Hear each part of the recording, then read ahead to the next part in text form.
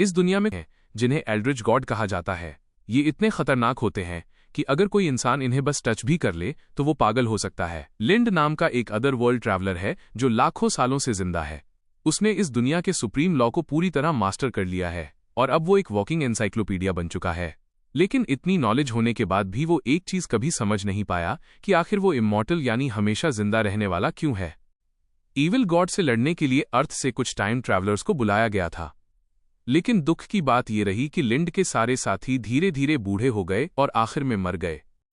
इस वजह से लिंड ने श्राइन ऑफ रियलिटी नाम की जगह बनाई जहां उसने अपने सभी दोस्तों को दफनाया। अब प्रेजेंट टाइम में लिंड एक समनिंग रिचुअल करता है।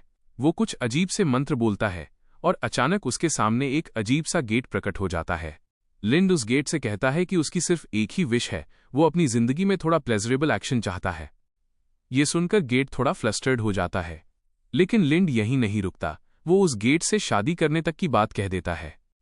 गेट जवाब देता है कि वो एक एल्ड्रिच गॉड है और ऐसी मजाक या मौकरी की सजा भी मिल सकती है, लेकिन लिंड उसे शांत करते हुए कहता है कि उसका इरादा बिल्कुल सीरियस है। लिंड कहता है कि वो सीरियस है और सच में उससे शादी करना चाहता है, लेकिन गेट के अंदर मौजूद लड़की उसे कहती है कि वो बार बार वही बात रिपीट करना बंद करे और उसे चेतावनी देती है कि एक एल्ड्रिच गॉड के साथ मजाक करना खतरनाक हो सकता है। फिर भी लिंड हार नहीं मानता। वो लगातार परसिस्टेंट रहता है और पहले ये कंफर्म करता है कि गेट के अंदर जो गॉड है वो एक वुमन है। इतना ही नहीं, उसने ये भी पता लगा लिया है कि उसकी एल्ड्रिच जाति टेंटिकल डिपार्टमेंट में सबसे ज्यादा पियरलेस है। ये सुनकर वो गॉड और भी ज्यादा कंफ्यूज हो जाती है, लेकिन लिंड बताता है कि असली वजह कुछ और है। वो उससे इसलिए शादी करना चाहता है क्योंकि वो भी उसकी तरह इमॉर्टल है। लिंड ने कई साल ये सीखने में लगाए कि उसे कैसे समन किया जाए। अब वो इतना अकेला हो चुका है कि वो अपनी जिंदगी में एक इमॉर्टल पार्टनर चाहता है जो हमेशा उसके साथ रहे। जब वो सुनती है कि लिंड अपनी इच्छा पूरी करने के लिए कुछ भी करने को तैयार है तो वो गेट खोल देती है और बाहर आ जाती है। वो आखिरकार मान जाती है और कहती है कि वो इस लोनली इंसान से शादी करने के लिए तैयार है। जैसे ही लिंड उसका हाथ पकड़ता है, अचानक उसे रियलिटी का एहसास होता है और वो थोड़ा पीछे हट जाती है। उसे लगने लगता है कि शायद उसने जल्दबाजी में फैसला ले लिया, किसी ऐसे इंसान से शादी करके जिसे वो अभी अभी मिली है। लेकिन फिर भी वो खुद को स्ट्रांग रखती है और लिंड से पूछती है कि अब जब वे शादीशुदा हैं तो उसकी कोई रिक्वेस्ट है क्या। लिंड तुरंत जवाब देता है कि वो उसके साथ कुछ रोमांटिक टाइम बिताना चाहता है। और हैरानी की बात यह है कि लगता है वो भी इस आइडिया को पसंद करने लगी है। जब लिंड ने कहा कि उसे साइएनयूए से शादी करके बच्चे चाहिए, तब साइएनयूए ने सीधा बोल दिया कि अगर उसे इस शादी से बच्चे चाहिए तो वो अभी से डीड मतलब शादी के बाद का फिजिकल रिलेशन शुरू कर सकते हैं। लेकिन लिंड को ये थोड़ा अजीब लगा क्योंकि वो लोग ग्रेवयार्ड कब्रिस्तान में खड़े थे। इस पर साइएनयूए बोली कि वो किसी भी तरह का बच्चा बना सकती है और बहुत फास्ट और जेंटल रहेगी। ये सुनकर लिंड कंफ्यूज हो गया और उसने पूछा, क्या वो सच में बच्चों को कंसीव जन्म देना करने की बात कर रही है। साइएनयूए ने हाँ कहा और बताया कि वो एक मदर गॉडेस है जिसके पास सारे बच्चों को जन्म देने की पावर है और वो उसे जितने बच्चे चाहिए दे सकती है।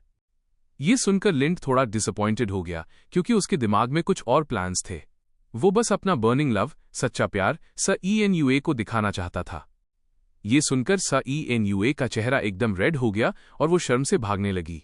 वो चिल्लाकर बोली कि इस तरह की इंटीमेसी नजदीकी एक्सेप्टेबल नहीं है। लेकिन लिंड हार मानने वाला नहीं था। उसने कहा कि उन्हें अपने रिलेशनशिप को आगे ले जाना चाहिए। उधर ब्रूड पैलेस में दो दूसरे एल्ड्रिच गॉड्स लिंड को साइएनयूए को इम्प्रेस करते देख रहे थे। उनमें से एक लड़की लीला को विश्वास नहीं हो रहा था कि साइएनयूए ऐसे अकेले इंसान से मिलने गई है। उसे ये भी शॉकिंग लगा कि साइएनयूए एक ऐसे आदमी के साथ बच्चे पैदा करने की बात कर रही है जिससे वो अभी मिली है। दूसरा एल्ड्रिच बोला कि साइएनयूए के अपने मोटिव्स हो सकते हैं क्योंकि लिंड बहुत पावरफुल है। लेकिन लीला बोली कि उसे तो लिंड सिर्फ एक यूजलेस परवर्ट लगता है। फिर उस एल्ड्रिच ने समझाया कि एल्ड्रिच वॉर अभी खत्म नहीं हुई है और शायद लिंड के पास वो पावर है जो फाइनल विक्ट्री दिला सकती है।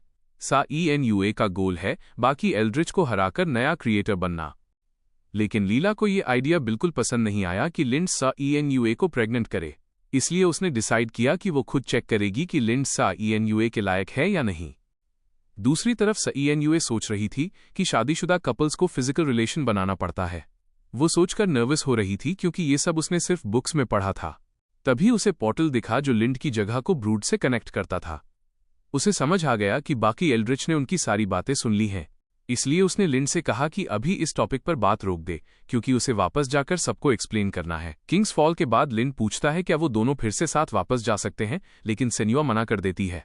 वो कहती है कि अगर वो साथ गए तो वो कुछ ही सेकंड्स में फिर छोड़कर चली जाएगी। तभी लिंड उसके बाल पकड़कर हल्का सा किस करता है, जिससे सेन्युआ थोड़ा टर्न ऑन हो जाती है। लिंड आगे कहता है कि अगर उसकी वाइफ ज्यादा देर बाहर रही तो वो बहुत लोनली फील करेगा। ये सुनकर सेन्युआ भाग जाती है, लेकिन प्रॉमिस करती है कि वो जल्दी वापस आ जाएगी। उसके जाने के बाद लिंड सोचता है कि एल्ड्रिच के पास जाने के बाद उसका हार्ट बहुत पेनफुल हो गया है। उसे याद आता है कि जब तक सारे एल्ड्रिच खत्म नहीं होंगे तब तक वो अर्थ वापस नहीं जा पाएगा। 90 मिलियन ईयर्स बाद सेन्युआ वापस द ब्रूड में आती है, जो एक राउंड टेबल कॉन्फ्रेंस है जो हर 1500 साल बाद होती है। वहां एक एल्ड्रिच गॉड जिसका नाम रूइन है पूछता है कि सबको यहां क्यों बुलाया गया है। तभी क्लारा टेबल पर हाथ मारकर बोलती है कि शायद कोई आफ्टर पार्टी होने वाली है। ना चुप रहती है, जबकि सियोन कहता है कि कुछ इंटरेस्टिंग होने वाला है। वहां दो छोटे क्रीचर्स आटास और आईवाई भी मौजूद होते हैं। बारू सेनुआ को याद दिलाता है कि रूइन ने उससे क्वेश्चन पूछा था। तब सेनुआ सबको बताती है कि उसने एक ह्यूमन से शादी कर ली है। ये सुनकर सैमन स्माइल करता है और कहता है कि ये काफी फैसिनेटिंग न्यूज है। रूगन पूछता है क्या वो उन्हें वेडिंग सेरेमनी में इनवाइट करना चाहती है। आटास ठीक से बोल नहीं पाता तो क्लारा उसकी बात एक्सप्लेन करती है। वो पूछता है कि सेन्युआ ने ये बात अपने एनिमीज को क्यों बताई। सेन्युआ जवाब देती है कि वो द ब्रूड छोड़कर ह्यूमन वर्ल्ड में अपने हस्बैंड के साथ रहने जा रही है। ये सुनकर ना पूछती है क्या वो एल्ड्रिच वॉर खत्म करना चाहती है। दूसरी तरफ श्राइन ऑफ रियलिटी में लिंड अपनी बैडास वाइफ का वेट कर रहा होता है। अचानक उसे अपने डेड फ्रेंड की इल्यूजन दिखने लगती है। उसका फ्रेंड कहता है कि उसे मरे हुए इतना टाइम हो गया है कि लिंड को उसका फेस भी याद नहीं। लिंड जवाब देता है कि ऑलरेडी 95 मिलियन ईयर्स हो चुके हैं। तभी एक गर्ल बड़े बॉडी फीचर्स के साथ अपीयर होती है और पूछती है क्या लिंड उसे याद करता है। लिंड तुरंत उसे पहचान लेता है और कहता है कि वो ऐसा है। ये देखकर ईसा भी सरप्राइज हो जाती है। फिर लिंड उन्हें बताता है कि वो श्राइन छोड़कर जा रहा है और शादी करने वाला है। वो उनसे फॉरगिवनेस भी मांगता है, क्योंकि वो उन्हें एल्ड्रिच खत्म होने से पहले वेडिंग में नहीं बुला सकता। उधर सेन्युआ भी सबको वेडिंग में आने का इनवाइट देती है और कहती है कि शायद इससे एल्ड्रिच वॉर भी एंड हो जाए। लिंड अपने इमेजिनरी फ्रेंड्स को बताता है कि वो फुक्सी किंगडम में शादी करने वाला है। उसका एक फ्रेंड याद करता है कि ये वही कंट्री है जो लिंड ने एस्टैब्लिश की थी, लेकिन लिंड को वो प्लेस याद आता है जहां उन दोनों की डेथ हुई थी। फिर भी लिंड प्लान करता है कि वो 5th सिनिस्टर गॉड को एलिमिनेट करेगा और अपने फ्रेंड्स को वापस लाने की होप वापस पाएगा। दूसरी जगह नाया 5th सिनिस्टर गॉड सेनुआ से वेडिंग लोकेशन पूछती है। सेनुआ कहती है कि वो ऐसी प्लेस चूज कर रहे हैं जहां सब आसानी से आ सकें। तब ना उन्हें फुक्सी आने को कहती है, क्योंकि वो डेफिनेटली सेनुआ की वेडिंग में आएगी।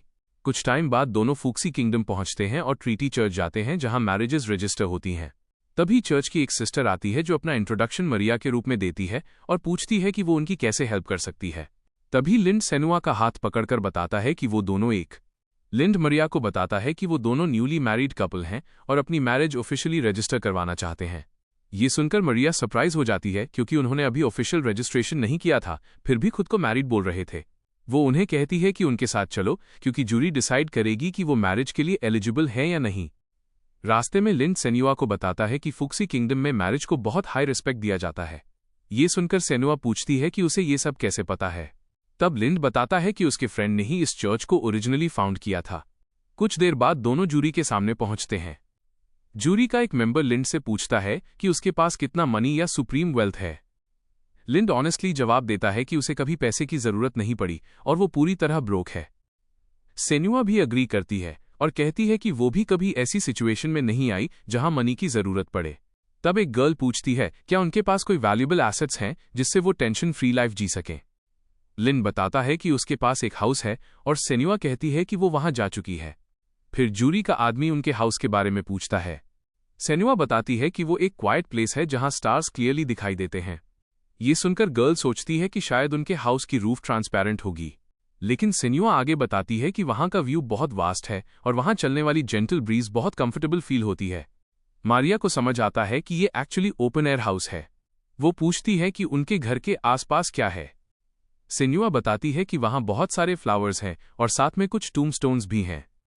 ये सुनकर जूरी का आदमी शॉक हो जाता है कि लिंड ने इतनी ब्यूटीफुल वाइफ कैसे पाली।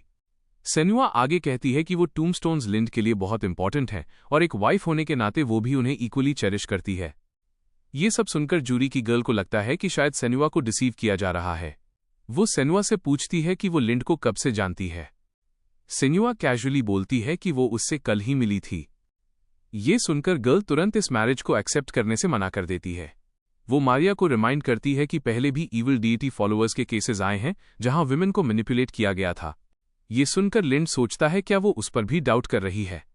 गर्ल कहती है कि लिंड सस्पेक्ट हो सकता है, लेकिन मारिया डिफेंड करती है और कहती है कि अगर वो फ्लेम्स कल्ट का मेंबर होता तो उसके पास चर्च का सीक्रेट आइटम नहीं होता। ये सुनकर सेनुआ मारिया से उस कल्ट के बारे में डिटेल्स पूछती है। वो बात करते करते ऑलमोस्ट अपनी रियल आइडेंटिटी रिवील करने वाली होती है, जिससे जूरी की गर्ल डाउट करने लगती है कि सेनुआ एक्चुअली कौन है। लेकिन लकीली सेनुआ को अपनी मिस्टेक रियलाइज हो जाती है और वो तुरंत चुप हो जाती है। उसे डर लगता है कि अगर उसकी आइडेंटिटी एक्सपोज हो गई तो उसे सबको साइलेंस करना पड़ेगा। तभी लिंड सिचुएशन को संभालता है और कहता है कि ये बस एक मिसअंडरस्टैंडिंग है।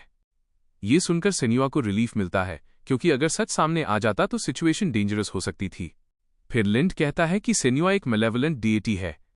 ये सुनते ही सेनुआ सीक्रेटली अपनी पावर्स यूज करके सबको खत्म करने के लिए रेडी हो जाती है। लेकिन लिंड तुरंत क्लैरिफाई करता है कि उसका मतलब है सेनुआ एक मैलेवलेंट डीएटी हंटर है। फिर वो एक मेडअप स्टोरी बताता है कि सेनुआ ने कल्टिस्ट्स के क्राइम्स देखे थे और उसके क्लोज पीपल को उन कल्टिस्ट्स ने किल कर दिया था। ये इमोशनल स्टोरी सुनकर मारिया की आंखों में टीयर्स आ जाते हैं। लिंड आगे बोलने ही वाला होता है कि तभी सेनुआ उसे रोक देती है और जूरी को कहती है कि लिंड जो कह रहा है वो सही है। इसके बाद लिंड सेनुआ से कहता है कि उसके बाल उसके चेहरे पर चुभ रहे हैं, जिससे सेनुआ शर्मा जाती है। वो पीछे हटते हुए कहती है कि वो बिल्कुल भी शर्मिंदा नहीं है। मारिया इस झूठी कहानी पर भरोसा कर लेती है और बताती है कि फ्लेम कल्ट एक खुद को क्योटिक फ्लेम किंग कहने वाले की पूजा करता है। कथित तौर पर उस राजा को सुंदर लड़कियां बहुत पसंद हैं और वो अपने लिए एक हरम बनाना चाहता है। वो लड़कियों को बरगलाने के लिए हर तरह के तरीके अपनाता है और अंत में उन्हें पुरुषों से डराने पर मजबूर कर देता है। दूसरी तरफ फ्लेम किंग का एक चेला कैद की गई लड़कियों को परेशान कर रहा होता है और कहता है कि एक बार आग में जलने के बाद वे भी उसी की तरह वफादार बन जाएंगी। तभी वहां एक और लड़की आती है और उससे पूछती है कि क्या राजा उसे सिर्फ ऐसे ही फालतू काम करवाना चाहता है। वो उससे पूछती है कि क्या वो फ्लेम किंग को जगाने के लिए और लड़कियों को फंसाने में उसकी मदद करेगी। एक बार उनका मास्टर वापस आ गया तो वो आर्टिफिसर से अपनी अथॉरिटी वापस ले लेगी। हालांकि वो लड़की बताती है कि इससे कोई फर्क नहीं पड़ता और खुद को लीला के रूप में रिवील करती है। वो कहती है कि सेनुआ को जल्द ही हकीकत समझ लेनी चाहिए, क्योंकि लिंड जैसे मर्द उसके साथ खड़े होने के लायक नहीं है। इससे उस चेले को समझ आता है कि लीला के मन में भी सेनुआ के लिए वैसी ही फीलिंग्स हैं। अंत में चर्च वाली लड़की मान लेती है कि उनका कल्ट से कोई लेना देना नहीं है। जब वे मैरिज रजिस्ट्रेशन के बारे में पूछते हैं तो वो साफ मना कर देती है और उन्हें कानून की कुछ किताबें पकड़ा देती है। वो बताती है कि शादी के लिए सबसे पहले उनके पास बच्चों को पालने लायक बड़ा घर होना चाहिए। वो उन्हें कुछ घर दिखाती है जिनकी कीमत 30 मिलियन रून्स है। सेनुआ लिंड से पूछती है कि क्या ये सस्ता है या महंगा। लिंड जैसे गरीब ब्रोक इंसान के लिए ये एक बड़ा झटका था, क्योंकि पुराने समय में इसकी कीमत सिर्फ 200,000 रून्स थी। सेनुआ को रियलाइज होता है कि उतने पैसे में तो सिर्फ एक बाथरूम ही आएगा। लड़की आगे बताती है कि उनकी सालाना इनकम कम से कम 1 मिलियन रून्स होनी चाहिए। आखिर में वो उन्हें एडवेंचरर बनने और बड़े इनाम वाले मिशन पूरे करने का सुझाव देती है। चर्च से बाहर निकलकर सेनुआ लिंड का हाथ पकड़ती है और पूछती है कि क्या 2 लोगों के लिए शादी करना वाकई इतना मुश्किल है। वो सवाल करती है कि जब ये मामला सिर्फ उन दोनों के बीच का है तो इतने पैसों की क्या जरूरत। सेनुआ कहती है कि इससे अच्छा तो वो सबको अपना फॉलोअर बना ले ताकि सब उन्हें आशीर्वाद दें। लिंड उसे सिर पर हाथ रखकर शांत करता है और कहता है कि जिस पल सेनुआ ने उसका प्रपोजल स्वीकार किया था वे तभी एक कपल बन गए थे जिसे कोई नहीं तोड़ सकता। वो समझाता है कि ये मुश्किलें उनके रिश्ते में रुकावट नहीं है, बस बात यह है कि वे दोनों इस दुनिया के नहीं हैं। लिंड की बातें सुनकर सेनुआ मान जाती है। जाने से पहले लिंड उन बेकसूर लोगों की मदद करता है जिन्हें सेनुआ ने गुस्से में अनजाने में परेशान किया था। इसके बाद वे दोनों गिल्ड जाते हैं, जहां एक बूढ़ा आदमी बताता है कि रिसेप्शनिस्ट को कल्ट ने किडनैप कर लिया है, इसलिए रजिस्ट्रेशन नहीं हो सकता। ये सुनकर सेनुआ कल्ट पर और भी ज्यादा भड़क जाती है और उन्हें खत्म करने का फैसला करती है। लेकिन लिंड सिचुएशन संभालता है और दूसरा रास्ता पूछता है। वो बूढ़ा आदमी लिंड की चतुराई की तारीफ करता है और कहता है कि दूसरे रास्ते के लिए ताकत की जरूरत है। वो उन्हें ट्रेनिंग ग्राउंड ले जाता है जहां उन्हें 2 टेस्ट पास करने होंगे। पहला टेस्ट क्रिस्टल पे हमला करने का होता है। जब बूढ़ा आदमी समझा ही रहा होता है तभी लिंड अपना जादुई मंत्र पढ़कर क्रिस्टल के टुकड़े टुकड़े कर देता है। सेनुआ उसकी स्पीड देखकर हैरान रह जाती है। लिंड बूढ़े आदमी से कहता है कि फालतू बातें छोड़कर अगला टेस्ट शुरू करे। अगला टेस्ट उनकी लड़ने की काबिलियत, कॉम्बैट एबिलिटी चेक करने का था। सेनुआ टेस्ट के लिए बहुत एक्साइटेड थी, लेकिन उसकी ताकत देखकर बूढ़ा आदमी डर जाता है कि कहीं वो बुरी तरह पिट न जाए। वो बूढ़ा उनकी परफॉर्मेंस की तारीफ करता है और उन्हें सिल्वर एडवेंचरर सर्टिफिकेट दे देता है। सेनुआ कहती है कि उसने तो अभी टेस्ट दिया ही नहीं, लेकिन बूढ़ा आदमी बात काटकर उनके साथ एक फोटो खींचने की जिद करता है। सेनुआ को लगता है कि फोटो खिंचवाते वक्त शायद किस जैसा कुछ करना होगा, जिससे वो घबरा जाती है और शर्म के मारे लिंड को अपने टेंटिकल से बांध देती है। फोटो खींचने के बाद जब बूढ़ा आदमी लिंड को टेंटिकल्स में बंधा देखता है तो वो डर जाता है और अपनी जान की भीख मांगने लगता है। इसके बाद लिंड को समझ आता है कि उसे उस आदमी की यादें मिटानी पड़ेंगी। फिर वे दोनों हाथों में ब्रेड लिए शहर में घूमते हैं और लिंड कुछ कपड़े खरीदता है, क्योंकि उतने पैसों से घर खरीदना मुमकिन नहीं था। वे पास की कपड़ों की दुकान पर जाते हैं, जहां एक लड़की जिसका फिगर काफी अट्रैक्टिव है उनका स्वागत करती है। लिंड सेनुआ से कुछ कपड़े चुनने को कहता है, क्योंकि ये उनके मिशन के लिए जरूरी हैं। सेनुआ को लगता है कि शायद इससे मिशन में मदद मिलेगी, इसलिए वो एक साधारण इंसानी लड़की की तरह कपड़े पहनने का फैसला करती है। आधे घंटे बाद सेनुआ अपनी पहली ड्रेस दिखाती है। लिंड कहता है कि ये घूंघट वेल के साथ और भी अच्छी लगेगी। सेनुआ पूछती है कि क्या वो इसी ड्रेस में बाहर जा सकती है, लेकिन लिंड उसे कपड़े उतारने को कहता है, क्योंकि अब उसकी बारी है क्रॉस ड्रेसिंग, लड़कियों वाले कपड़े पहनना करने की। सेनुआ हैरान रह जाती है कि क्या वो वाकई ये कपड़े पहनना चाहता है। जब लिंड वो ड्रेस पहनता है तो उसे देखकर सेनुआ दंग रह जाती है और सोचने लगती है कि एक आदमी के कितने अजीब शौक हो सकते हैं। लिंड सेनुआ से और कपड़े खरीदने को कहता है और बताता है कि ये उसका भेष डिस्गाइज है। जब सेनुआ पूछती है कि ये कैसा भेष है, तो लिंड उसके होठों पर उंगली रखकर कहता है कि इसे हनी ट्रैप कहते हैं। इसके बाद सेनुआ और कपड़े ट्राई करती है। लिंड को पहली ड्रेस पसंद आती है, लेकिन सेनुआ कुछ ऐसी ड्रेसेस पहनती है जो काफी बोल्ड, फ्रीकी होती हैं। उसे देखकर लिंड को नोज ब्लीड, नाक से खून आना होने लगता है और उसे एहसास होता है कि वो कितना खुशनसीब है। उस रात वे शहर की गलियों में जाते हैं और कल्ट मेंबर्स के एक ग्रुप को देखते हैं। सेनुआ को समझ आता है कि सबसे आगे वाली लड़की वही है जिसने लड़कियों का अपहरण किया था। वे उनका पीछा करते हैं। सेनुआ को वहां एक धुंध मिस्ट महसूस होती है, जिसकी ऑरा जानी पहचानी लगती है। तभी आगे वाली लड़की अपना रोब उतारती है और कहती है कि राजा का पुनर्जन्म होने वाला है। सेनुआ चौंक जाती है, क्योंकि वो लड़की बिल्कुल ना जैसी दिखती है। लिंड को शक होता है कि शायद ये किसी ईविल गॉड की शक्ति की वजह से है। सेनुआ पूछती है कि वे अंदर कैसे घुसेंगे। लिंड बताता है कि इन कपड़ों की वजह से, क्योंकि जिसने भी उस दुकान से कपड़े खरीदे हैं वो कल्ट में इनवाइटेड है। ये धुंध शहर को 2 अलग हिस्सों में बांट देती है। लिंड को अपने दोस्त की सलाह याद आती है कि जब शक हो तो औरतों के कपड़े पहन लो। वो भीड़ में अपने दोस्त के वंशजों डिसेंडेंट्स को भी देखता है। वहीं दूसरी ओर लीला अपनी जादुई शक्तियों का इस्तेमाल करने की कोशिश करती है, लेकिन जब वो भीड़ में सेनुआ को देखती है तो डर के मारे छिप जाती है। उसे डर है कि अगर सेनुआ ने उसे देख लिया तो वो उसे अपने टेंटिकल से सजा देगी। लीला फिर से खड़ी होती है, क्योंकि वो साबित करना चाहती है कि वो उन कमजोर मर्दों से बेहतर है। सेनुआ को भी लीला की शक्ल पहचानी हुई लगती है, लेकिन वो मिशन पर ध्यान देती है। वे सब चर्च पहुंचते हैं, जहां आतिशबाजी होती है। कल्ट की चेली लिंड के दोस्त के स्टैचू के पास जाकर उसे बुरा भला कहती है और बलि देने की तैयारी करती है। सेनुआ पूछती है कि क्या उन्हें रोकना चाहिए, क्योंकि सूली पर चढ़ा हुआ शख्स शायद एडवेंचरर गिल्ड से है। तभी रिन नाम का एक लड़का सामने आता है और कहता है कि ये सब तमाशा बंद होना चाहिए। कल्ट वाली लड़की उस पर आग से हमला करती है, लेकिन रिन अपनी तलवार से आग को काट देता है। लिंड को यकीन हो जाता है कि रिन उसके दोस्त का ही वंशज है, क्योंकि कपड़ों को लेकर उसकी पसंद भी लिंड जैसी ही है।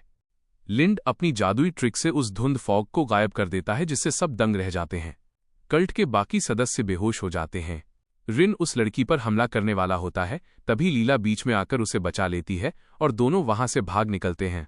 इसके बाद रिन वहां मौजूद एक एल्फ की तरफ देखता है, तभी अचानक उसके शरीर से टेंटिकल्स निकलने लगते हैं। टेंटिकल्स तुरंत रिन और वाई पर हमला करने की कोशिश करते हैं और उसे एहसास होता है कि रिएक्ट करने का समय नहीं है। किस्मत से लिंड सही समय पर आता है और रिन को बचाता है, जबकि सेनुआ बड़ी आसानी से उन सभी टेंटिकल्स को काट देती है। लिंड रिन से पूछता है कि क्या उसे चोट लगी है, लेकिन रिन तो लव स्ट्रक, प्यार में पागल हो चुका था। वो लिंड को एक खूबसूरत और नेक महिला समझ लेता है जिसने उसकी जान बचाई। वो तुरंत घुटनों पर बैठ जाता है और लिंड को अपनी पत्नी बनने के लिए प्रपोज कर देता है। सेनुआ उसे एक तरफ धकेलते हुए कहती है कि वो लिंड को किसी को नहीं देगी।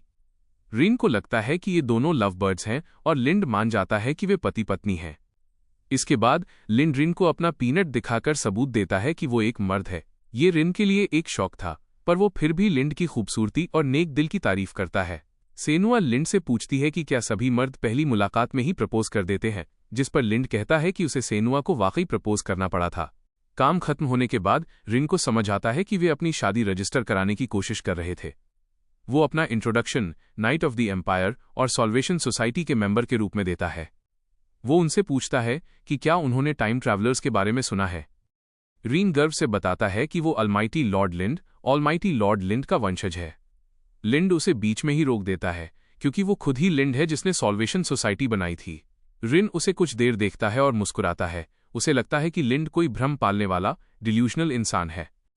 रिन कहता है कि ज्यादा जानकारी के लिए लिंड को 3 सीक्रेट वर्ड्स, खुफिया शब्द बताने होंगे। सेनुआ सोचती है कि क्या ये कोई जॉइंट कोड है।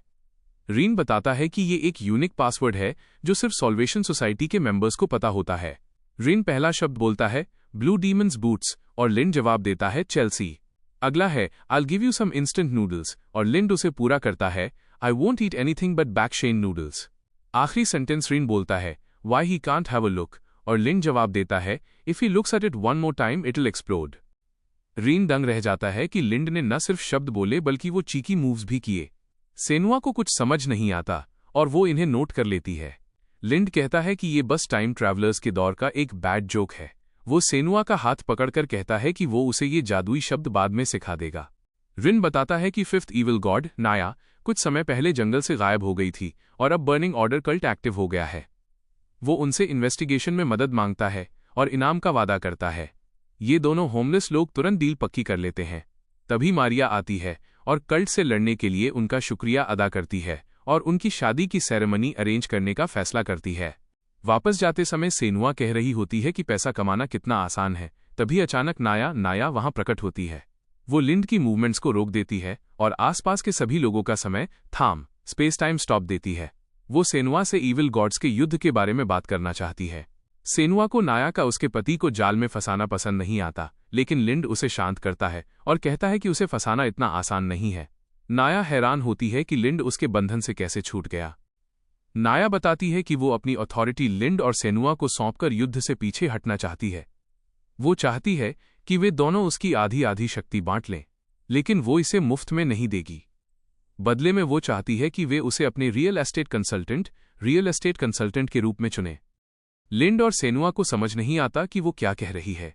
नाया बताती है कि उसने आधे साल से एक भी घर नहीं बेचा है और उसका बॉस उसे नौकरी से निकाल देगा। सेनुआ को यकीन नहीं होता कि लॉर्ड ऑफ मॉन्स्टर्स सिर्फ घर बेचने के लिए शहर का समय रोक दिया। नाया कहती है कि सेनुआ बेरोजगारी का दर्द नहीं समझती। वो बताती है कि जब वो पहले इंसानी दुनिया में आई थी तो उसने पुल के नीचे सोकर और आवारा कुत्तों से लड़कर दिन गुजारे थे।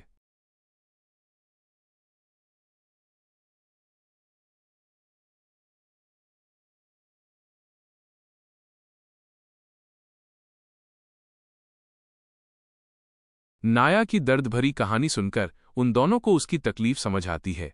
बेचारी के पास कोई चारा भी नहीं था, क्योंकि लॉर्ड ऑफ मॉन्स्टर्स होने के नाते वो एक एडवेंचरर बनकर मॉन्स्टर्स का शिकार नहीं कर सकती थी। आखिर में वो उनसे अपनी ऑफर के बारे में सोचने को कहती है, क्योंकि वो फिर से गरीबी वाली जिंदगी में नहीं लौटना चाहती। वो उन्हें अपना बिजनेस कार्ड देती है। 2 घंटे बाद वे दोनों एक बेहद आलीशान लग्जूरियस घर के सामने पहुंचते हैं। सेनुआ बताती है कि नाया ने वाकई अपनी अथॉरिटी का 1/4 हिस्सा उन्हें दे दिया है। लिंड कहता है कि इसका आधा हिस्सा फायर ऑर्डर ने चुरा लिया है, जिसे उन्हें वापस पाना होगा। सेनुआ हैरान है कि लिंड ईविल गॉड्स की शक्तियों को इतनी आसानी से कैसे संभाल लेता है। लिंड उसे बताता है कि पास्ट में उसके कई ईविल गॉड्स के साथ झगड़े हो चुके हैं और अगर ये शक्तियां गलत हाथों में पड़ गईं तो तबाही मच जाएगी। इसके बाद वे अपने नए घर के अंदर जाते हैं। बेडरूम में पहुंचकर सेनुआ बेड को घूरने लगती है। उसे महसूस होता है कि नाया की अथॉरिटी उसके असली रूप ओरिजिनल फॉर्म को बाहर ला रही है। वो लिंड का हाथ पकड़ती है और उसके ऊपर कूद जाती है। घर के बाहर खड़ी नाया सोचती है कि उसका प्लान कितनी आसानी से कामयाब हो गया। उसका मकसद सेनुआ को उसके पुराने मदर गॉडेस वाले रूप में वापस लाना था। सेनुआ इतनी ज्यादा हॉट एंड बॉदर्ड हो जाती है कि वो ठीक से सोच नहीं पाती और लिंड की गर्दन को चाटने लगती है। दूसरी तरफ लीला को एहसास होता है कि आज सेनुआ का इंस्टिंक्टिव डे है और वो खतरे में है, क्योंकि वो उस परवर्ट लिंड के साथ है। लीला तुरंत एक पोर्टल खोलकर वहां पहुंचती है, लेकिन नाया उसे अपनी धागों स्ट्रिंग से बांध देती है। नाया बताती है कि उसने अपनी शक्ति उन दोनों में बांट दी है, जिससे सेनुआ के मदर गॉडेस वाले इंस्टिंक्ट्स बहुत बढ़ गए हैं। अब सेनुआ लिंड को अपने अंदर समाकर उसे फिर से जन्म रीबॉर्न देना चाहती है। कमरे के अंदर सेनुआ लिंड से कहती है कि वो उसे बार बार जन्म देगी। लिंड कहता है कि उसे सिर्फ पति पत्नी वाला रिश्ता चाहिए, कुछ और नहीं। लेकिन सेनुआ पागलपन फ्रीकी जोन में आ चुकी है। वो उसे अपने गर्भ वूम में समेटना चाहती है। जब लिंड को लगता है कि अब बहुत हो गया, तो वो अपनी शक्तियों का इस्तेमाल करता है और सेनुआ को जंजीरों से बांध देता है। हालांकि ईविल गॉड के इतने करीब होने से उसका दिल भी दुखने लगता है, फिर भी वो उस लड़की को एक कसाई की दुकान पर लटके मांस की तरह टांग देता है। बाहर नाया को लगता है कि उन्होंने अपना काम डीड कर लिया होगा। तभी लिंड अचानक नाया के पीछे प्रकट होता है और पूछता है कि क्या वो सेनुआ को उससे दूर ले जाना चाहती है। नाया जवाब देती है कि उसके लिए अभी भी घर बेचना ज्यादा जरूरी है। लीला लिंड से पूछती है कि उसने सेनुआ के साथ क्या किया। लिंड बताता है कि उसने बस उसे सुला दिया है। लीला को एहसास होता है कि लिंड उसकी सोच से कहीं ज्यादा खतरनाक है। लिंड लीला से सेनुआ का ख्याल रखने को कहता है और नाया को अपने लग्जूरियस ग्रेवयार्ड में ले जाता है। वहां लिंड नाया को जंजीरों से एक अजीब पोज, क्वेश्चनेबल पोज में बांध देता है और उसे अपने असली इरादे बताने को कहता है। नाया को इस बात की कोई परवाह नहीं कि कोई उसके अंडरवियर देख रहा है। लिंड बताता है कि वो टाइम ट्रैवलर्स को पुनर्जीवित रिवाइव करके उन्हें घर वापस ले जाना चाहता है। दूसरी तरफ लीला सोई हुई सेनुआ के पास बैठी है।